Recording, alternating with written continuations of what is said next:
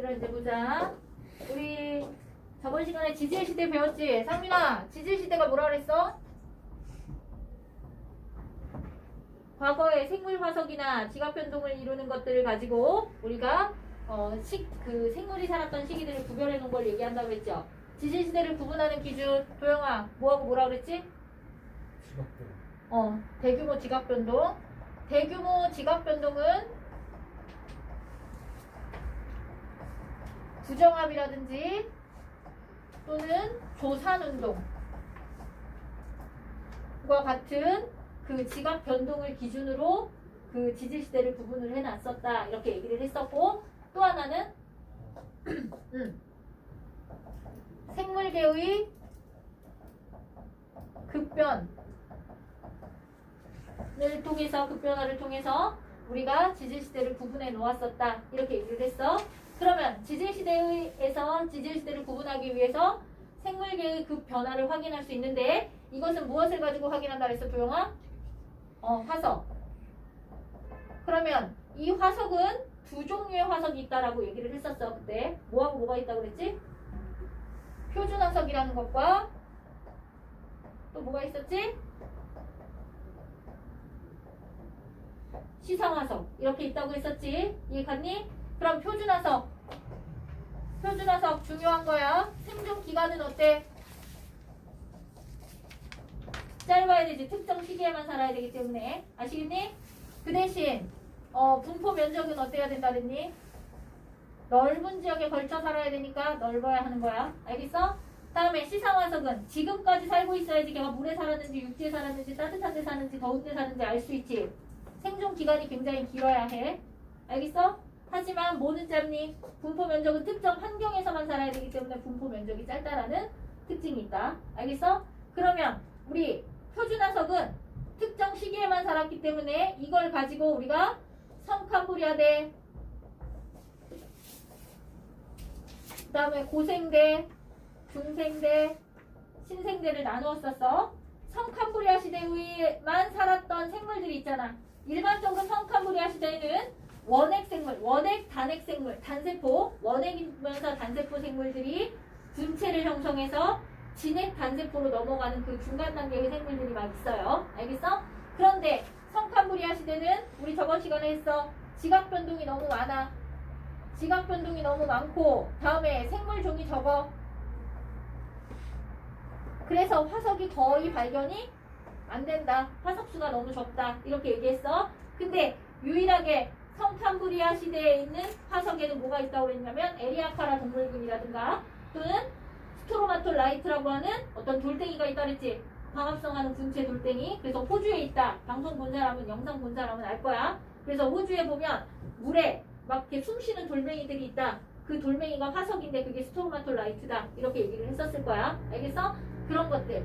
이런 것들이 성캄브리아 시대의 특징이라면 고생대를 보자. 고생대는 어떠한 것들이 살고 있었어? 고생대는 어떤 것들이 살고 있었지? 뭐 있어? 각주어, 삼엽추, 그 다음에 또 식물에서는 고사리, 이런 것들이 활성되었던 시기다. 이렇게 얘기를 했을 거야. 이해갔어? 그런데 고생대의 특징, 고생대는 고생대 말 무렵에 선생님이 무슨 현상이 일어났다 그랬어? 흩어져 있던 대륙들이 하나로 뭉쳤다 그랬어. 판의 이동에 의해서. 그래서 엄청나게 큰 거대한 초대륙을 만들었다라고 했던 거 기억하니? 그 초대륙의 이름이 뭐였지? 판게아. 그렇게 멀어져 있던 대륙들이 하나로 붙으면서 여기 붙었으니까 여기 중간에 있던 바다에 있던 생물들이 어떻게 돼? 크게 없어졌겠지? 그러면서 무엇을 가져왔다 그랬어? 판게아 생성에 의해서 대멸종을 한번 가져온다 그랬어. 다음에 또 고생대에서는 또 광합성 세균에 의해서 뭐가 만들어져? 대기 중에 산소의 농도가 막 많아지잖아. 그러면서 뭘 만들 수 있었지? 오존층이 생겼다. 고생대의 특징 기억하셔야 돼. 그럼 고생대의 오존층으로 인하여 뭐가 출현할 수 있었어? 육상생물이 바다에서 이제 육상생물로 출현하는 계기를 가져오게 됐다. 그러면서 종의 분화가 확 일어나서 대멸종도 있었지만 다양한 생물들이 출현할 수 있는 계기를 또 만들어준 게 고생대인 거야. 아시겠니? 다음에 중생대. 중생대 특징. 첫 번째, 뭐가 번성했던 시기니? 파충류가 번성했던 시기야. 그러고 거시 식물이 번성했어. 알겠어? 파충류에 뭐뭐 있었니? 대표적인 얘가 뭐야? 공룡. 지금은 없지만 시조새. 즉 시조새 같은 경우에는 파충류에서 조류로 진화되는 단계의 중간 단계의 화석이 되기 때문에 파충류에서 조류로 어떻게 진화했는지를 알려줄 수 있는 화석이 되는 거야. 알겠어? 이러한 특징을 갖고 있는 게 중생대다. 이렇게 얘기를 했어. 알겠니? 근데 중생대 말에서도 또 한 번의 대멸종이 일어나. 5차 대멸종.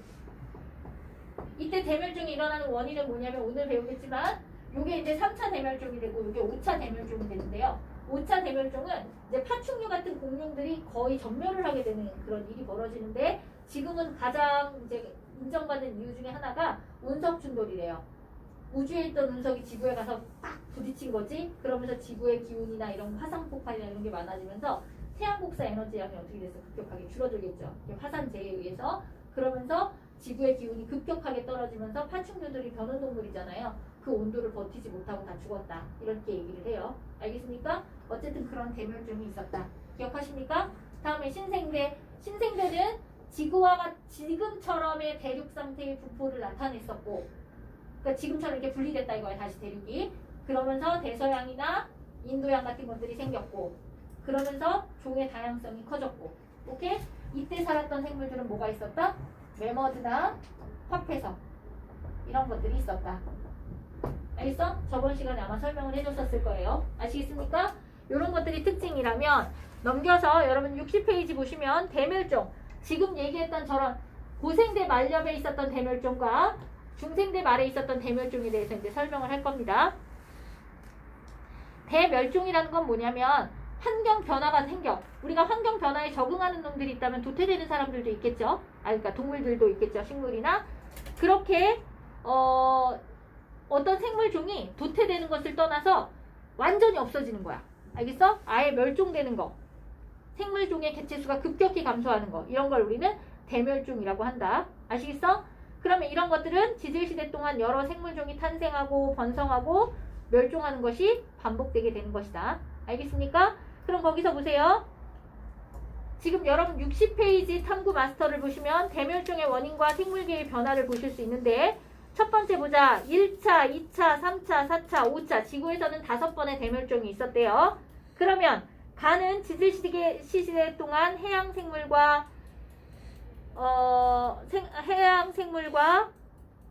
그것의 변화수를 나와 다는 3차 대멸종 전후에 북극하에서 서식하던 여러가지 생물들의 모습을 대멸종 재구성한 거라고 거기 나와 있어요. 그러면 거기서 보자. 결과 및 정리를 보면 1번 그림 가를 보세요. 가에서 거기 삼엽충 보이십니까? 삼엽충 보여요?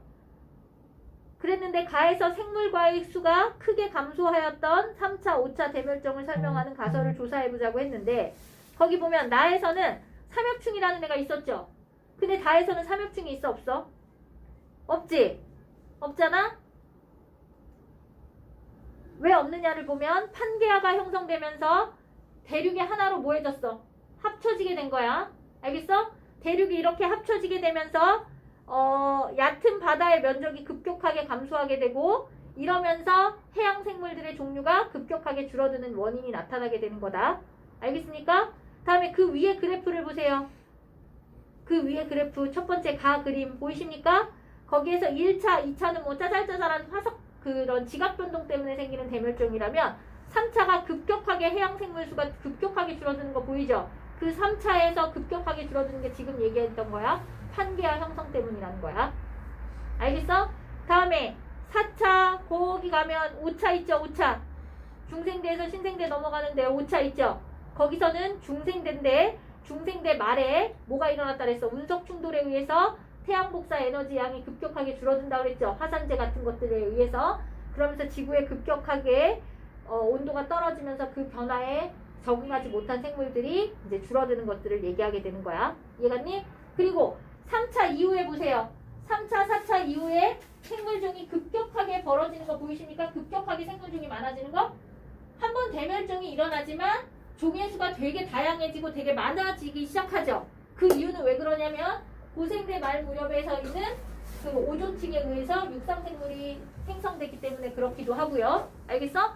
다음에 새로운 종류들이 막 만들어지는 거지. 그러니까 대멸종이 한번 일어나면 새로운 환경에 적응하는 생물들이 살아남게 되겠죠. 걔네들이 다양한 진화를 가져올 수 있었다라고 하는 것을 얘기해 주게 됩니다. 아시겠어? 됐니? 그럼 옆으로 봐보세요. 61페이지. 지질시대의 대멸종을 보시면 지질시대 동안 생물 대멸종은 모두 몇 번 일어났대? 5번 일어났는데 별표 치세요. 고생대 말에는 지구상에서 가장 큰 규모의 멸종이 있었다고 그랬어. 고생대 말에 뭐가 생기기 때문에 그렇다? 판게아 형성에 의해서 해양 생물수가 급격하게 줄어드는 거야. 아시겠니? 다음에 대멸종의 원인은 다양한데요. 지각변동이라든지 수륙분포의 변화라든지 또는 해수면의 높이 변화, 소행성 충돌 이런 것들에 의해서 대멸종의 원인들이 있는 것이고 이것에 적응한 애들은 다양한 형태로 또 자손을 진화시킬 수 있는 계기를 가져오게 되는 것이다. 아시겠니? 됐니? 그럼 우리는 가장 중요한 두 개의 대멸종은 꼭 기억해야 돼. 하나는 3차, 하나는 몇 차? 5차. 하나는 고생대말, 판게아 형성, 하나는 중생대말, 소행성 충돌. 아시겠습니까? 다음에 밑에 생물 다양성을 보세요. 아까 전에 그랬죠? 대멸종 이후에 생물수가 계속 줄어드는 것이 아니라 생물과의 수, 즉 종류가 급격하게 또 늘어난다고. 그것에 적응한 애들이 다양하게 진화를 하기 때문에 그래. 그래서 그 다양성은 생물의 다양성을 증가시켜 줄 수 있는 계기를 마련해 주게 되는 것이고 그것이 진화에 큰 원동력을 가져오게 되는 것이다. 아시겠니? 그럼 그 밑에 보세요. 대멸종 이후 살아남은 생물들은 새로운 환경에 적응을 해. 그러면서 환경이 좋아지면 개체수를 늘리면서 다양하게 진화를 할 수 있게 되는 것이야. 그래서 생물 다양성이 지구 환경 변화에 적응한 생물들은 생물의 다양성을 크게 늘리면서 생물 종류들을 되게 많이 늘리는 계기를 가져오게 된다. 이 얘기가 되는 것이다. 아시겠습니까? 됐어요? 그럼 여러분 62페이지부터 63페이지까지 빨리 풀어봅시다.